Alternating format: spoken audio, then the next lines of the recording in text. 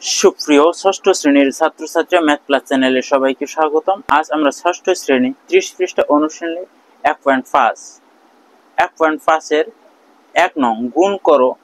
এখানে কয় দেওয়া আছে?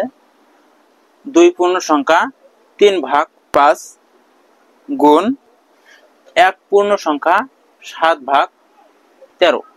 আমরা পূর্ণ সংখ্যাগুলো হরের সাথে প্রথমে গুণ করব, লবের সাথে যোগ করব।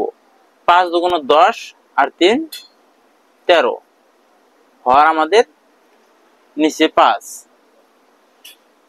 13 কে 1 দিয়ে গুণ করলে 13 বের হয়। 13 এর সাথে 7 যোগ করলে 20 হয় 13। এখন আমরা কি করব? কাটাকাটি করব, আড়াআড়ি অথবা সোজায় কাটাকাটি করব। 13 কে 13, 13 কে 13, 5 কে 5, 4 5 20। উপরে উপরে গুণ, নিচে নিচে গুণ। নিচে নিচে 1 এর সাথে 1 গুণ করলে 1 আসে, উপরে 4 এর সাথে 1 গুণ করলে 4 আসে। তাহলে আমরা এর আগেও জেনেছি যে নিচের 1 এর মূল্য নেই, নিচের 1 এর মূল্য নেই, অতএব 4 কে 4। এটাই উত্তর।